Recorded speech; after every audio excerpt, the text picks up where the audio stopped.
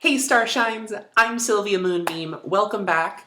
In a previous video, you may remember I did a review of the LEGO Overwatch Diva and Reinhardt figures. Today, however, we're going to be building another Overwatch figure. In this case, it's Bastion. I will admit the main reason I like Bastion is because, well, main reasons I like Bastion are it's a transforming robot. The animation with Bastion is adorable. And two, their little bird, Ganymede, is adorable. So, let's bust this open. We got cool stuff to build and 2 modes to show. Roll intro.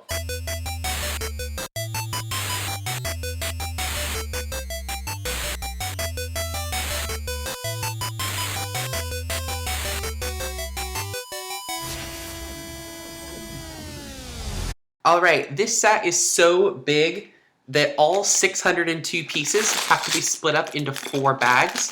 We also have a sticker sheet and over 100 pages of instructions. This is going to take me a while. So rather than showing you the whole thing, I'm just going to kind of do every now and then check in to show you how that's going. Alright, I just finished up the first bag, so let me show you the components we've put together so far. So far we have the lower torso piece, and it actually looks almost like Bastion is supposed to have 4 legs, but as anyone who's ever seen the game can tell you, he only has 2. Next piece is the large torso. I think this is really cool, and then this piece here is on a is on a ratcheting hinge, so it can go down and up, but canonically it's there.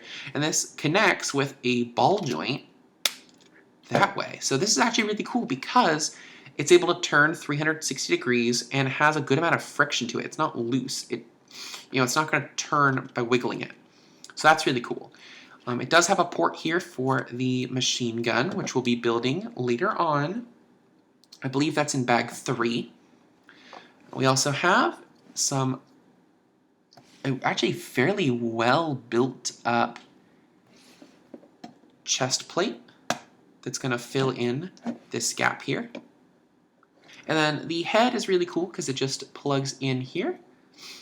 And we're able to get some up, down, and all around action, almost as if it was on a ball joint.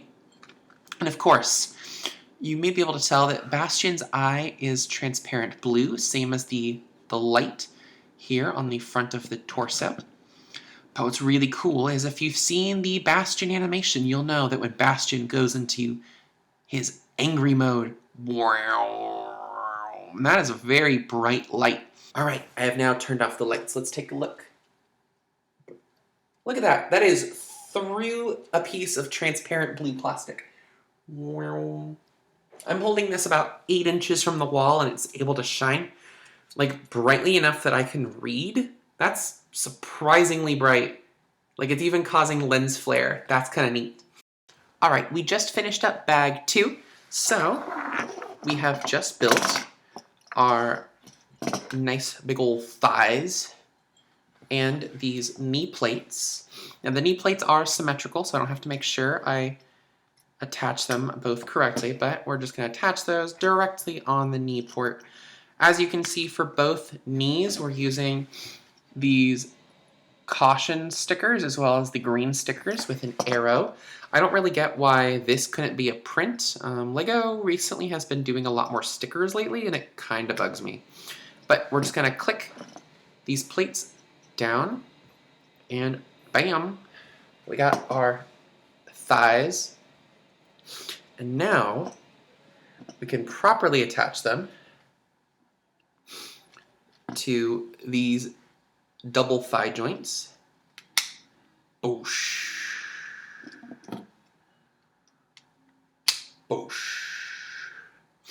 These are some heavy duty joints, but because Bastion is so back heavy, he does end up sitting, but hey, it's pretty good so far. Alright, bag 3 is done, which means it's time to add some more pieces onto Bastion. First up, we got some cool little feet. Now, technically, these feet are supposed to be built identically. However, because of the way the little foot rocker works, I wanted them to, instead of being identical, be mirror imaged for the little foot rockers, just to make sure my articulation on both ankles was the same. That is purely something I did, but is not required to actually build the figure. It's just a personal preference. Because you can see, you can have ankles go in this far, and ankles go out that far. I'm not really sure how symmetrical that was, but I wanted to make sure it was, just in case. We're also going to, on these soft ratchets, tilt the ankles back and attach the panels here.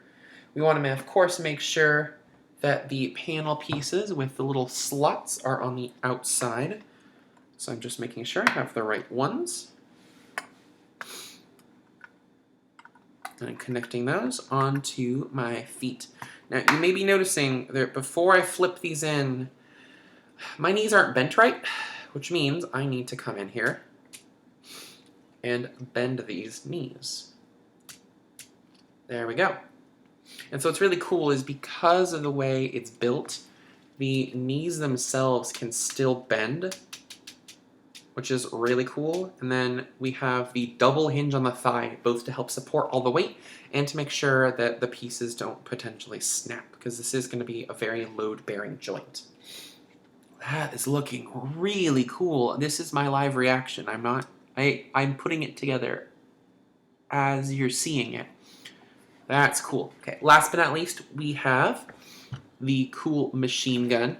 Technically, this does have articulation both on the barrel as well as in the head, but I'm choosing to keep it all kind of as one piece just for the rotating machine gun. There is a sticker here. I'm assuming that's where the bullets go in, and even though in the instructions it only has you placing a single Overwatch emblem on the gun pointing side, since it always comes with two, I put the other one here.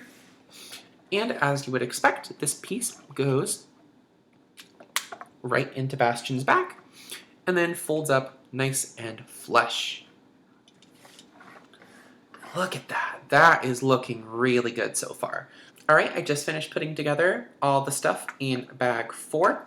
So let's put the final pieces of our Bastion together. We've got the arms here. The right arm is his blaster, and I'm not sure, you'll have to correct me for those of you who know, but I'm pretty sure, since it's built identically to the fingers, that this is technically a thumb for, like, I don't know, loading the barrel, or maybe just it's like a trigger finger. For those of you who actually play Overwatch, please let me know. I will admit, I have not played Overwatch. I'm an avid fan of the series, though. And let's tilt this up a notch. We do have a ball joint to allow us some range of movement. I really wish it had some inward-outward swivel, though, but whatever. It's fine. It's fine. And then we have the other arm that has a thumb and 2 fingers, both on ball joints. And then the wrist itself has a swivel. So we've got a lot of articulation in this hand.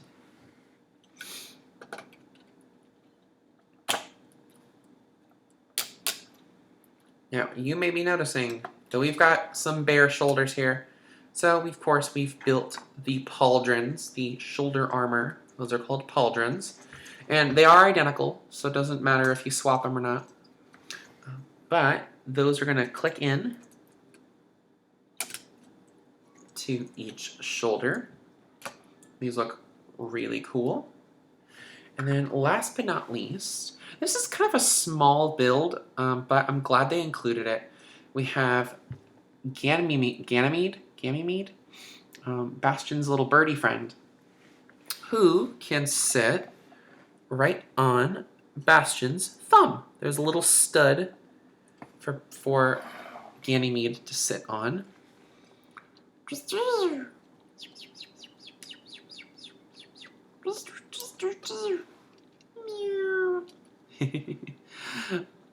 cute. I do like it that these are on, I mean, they are ball joints, but they're very tight ball joints. Like, for example, that is the farthest out it can go, and then that's the farthest in it can go. There's very little swivel, but then again, we do have a huge 360 swivel, so I guess it kind of it kind of serves itself. So as you can see, Bastion does stand pretty tall, and just to compare him, here is the Diva and Reinhardt from before. You can see Bastion towers over them. So definitely not in scale. And then, because you're probably most familiar with me scaling things with Transformers, here is a roughly a standard size Voyager. And here is roughly a standard size Leader. For those of you who may remember, this is, I believe it's Cybertron Battlers Shockwave, and of course Masterpiece Soundwave. Masterpiece Soundwave does scale with most standard leaders. So you can see, by comparison, this figure is roughly the size of a leader class Transformer. A lot bulkier though, so definitely would be probably more in the kind of more Supreme class. Definitely kind of more in the Supreme class range, and how, well, not Supreme, Titan, not Titan, whatever the new one is, the version that like Jetfire and such are definitely pretty big by comparison. Last but not least, I want to finish up this video by transforming Bastion into turret mode. For that, we're going to bring the knee panels up, and I'm doing this step by step in the instructions, but just showing you how it's supposed to look. Then we're going to bring forward the foot panels, and we are going to, looks like we're going to bring the ankles as far forward as we can. Okay. And it's going to kind of just rest on these, rest on the haunches, so to speak. This is pretty top heavy. It wants to tip over, so you may have to hold it. In fact, step 4, it even shows you using a finger to help hold it in place. But we are then going to use that socket to rotate Bastion around.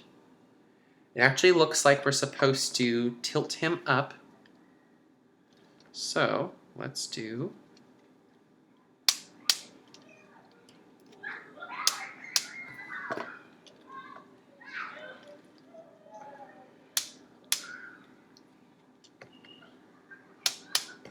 there we go. So Bastion is now sitting up on his haunches, or kneeling, but while standing up. Okay, next thing we do is we bring the gun down, and we actually pop the head off. Ooh. Oh, we actually do take that with us. We do take the little neck socket. Okay, good to know. I think they literally just were like, instead of pulling it apart, let's just take this off with it. Good to know. All right, so then we ratchet the gun around, and it doesn't even have us fold up the arms. That's kind of the weird part, but just for authenticity's sake, I'm going to fold up the arms a little bit. Ganymede, because Ganymede would freak out by the gunfire, is going to fly away, I'm assuming. And then to finish it up, we just rotate the pauldrons forward, and we're going to bring the arms down. And there we have it. Bastion in turret mode. Very cool, very cool. This is huge.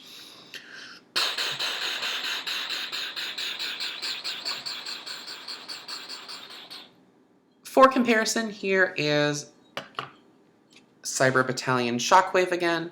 You can see now that he's kind of in this kneeling position, he's about the same size. I definitely think it's interesting that they don't have any place to store Ganymede or the head while in turret mode. And to my understanding, this isn't a perfect transformation, but still a fairly faithful transformation. Of course, transforming it back is super easy.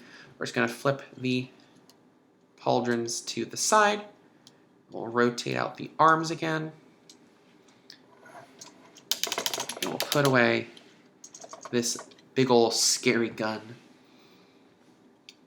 We'll rotate the body back around.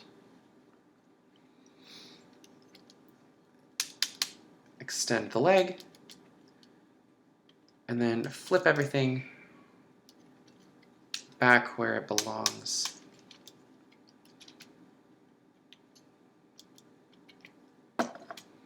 Looks like I didn't move the feet far forward enough. One more click. That should be good. Of course, we need to plug our head back in.